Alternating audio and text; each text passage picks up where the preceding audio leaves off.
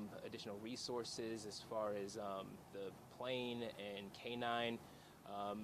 Initiated a track and further searching as well as detectives who came to interview the family and to get just any additional leads or interests or zones of comfort that the juvenile would go to, but was not able to locate her last night. There's obviously a massive effort being organized at this point to continue the search. Can you clarify when the call came in? Yeah, so the call came in at 18:41 hours. And you mentioned this isn't in her behavior, this isn't something that her family says she's done before, correct? That's correct.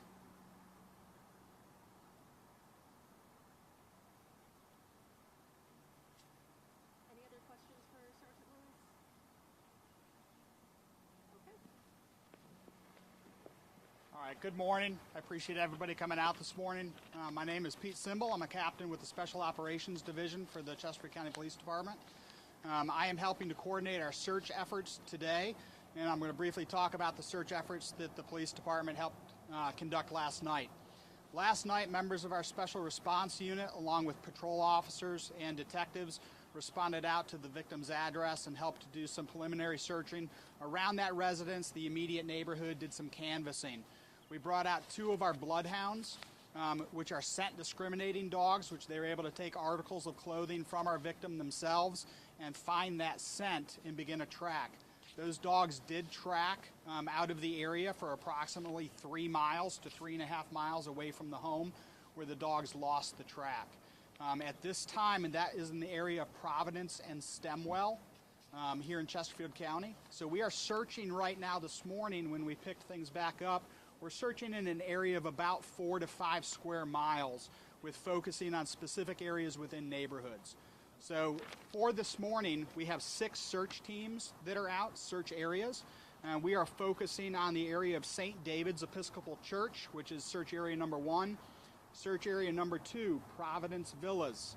Search area number 3 is going to be Wagstaff Circle. Search area number 4, Stemwell and Providence. Search area 5 is going to be Bexley neighborhood. And search area 6 is around the victim's residence in this case. In addition to those search teams that are out currently, we've reached out to the Virginia Department of Emergency Management, who is assisting us with some search coordinators and personnel. They have sent us assistance from Canine Alert, which is a community member, citizen member based search group that specializes with their canine partners, and they can come out and do some searching that they specialize that the police canines typically do not do. In addition to that, Piedmont Search and Rescue, which is again a volunteer community member based group that has helped to be organized through VDEM, they have sent us some personnel and are helping with some searching of our woodland areas, and then also helping us map out areas that we've already searched so that we don't duplicate our efforts going forward. In addition to those resources, we're utilizing resources of UAS Group, which is basically a drone.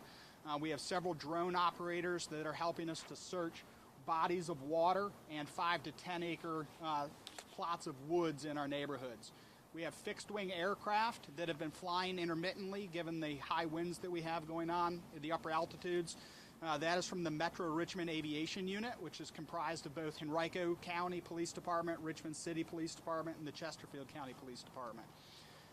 Those search efforts right now are probably going to continue till about noon. At noontime, we will reevaluate with the personnel that we have on the ground and go back through and adjust our search areas as we've cleared areas out.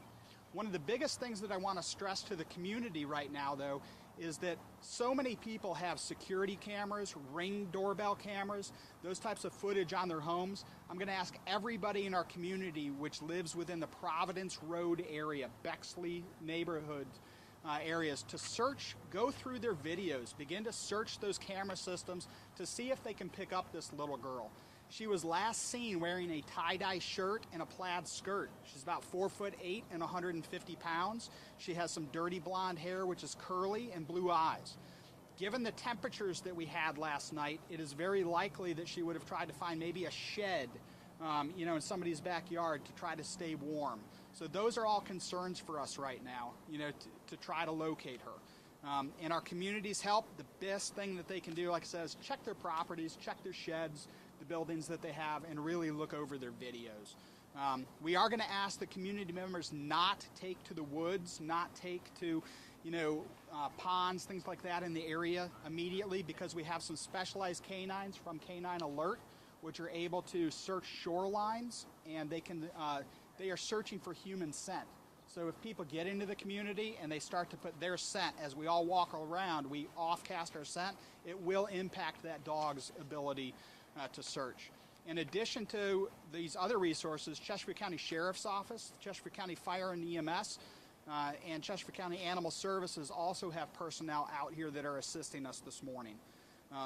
As far as bringing in additional resources, we have those available. We just want to make sure that we are utilizing them appropriately. And if we get a mass influx of people, sometimes that's tough for us to coordinate immediately.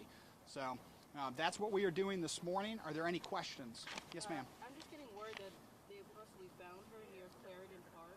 Is that something you're able to check on? We're checking on that right now. She's checking on it right now. Okay. So again, with it being daytime and people doing things, hopefully that she has been found. I mean, it would be fantastic. So, other questions? I know we're considering that there, that new information, but based off your search last night and early hours this morning, is there a certain search area that you all directing your attention to? Sure. Right now we are focusing on some of our ponds, Upper Bexley and Lower Bexley Pond, along with a large swamp drainage or water drainage basin, which is south of that area. We are focusing on that. And our search areas are also focused around the point which our bloodhounds stopped tracking last night, which is Providence and Stemwell, which is also where those ponds are located.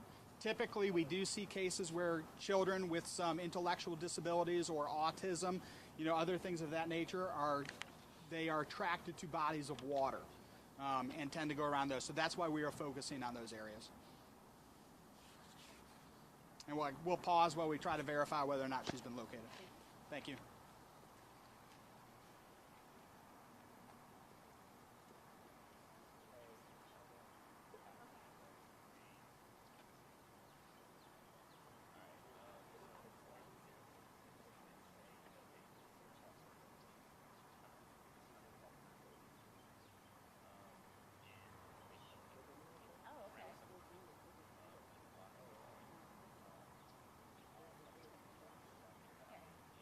Well, you're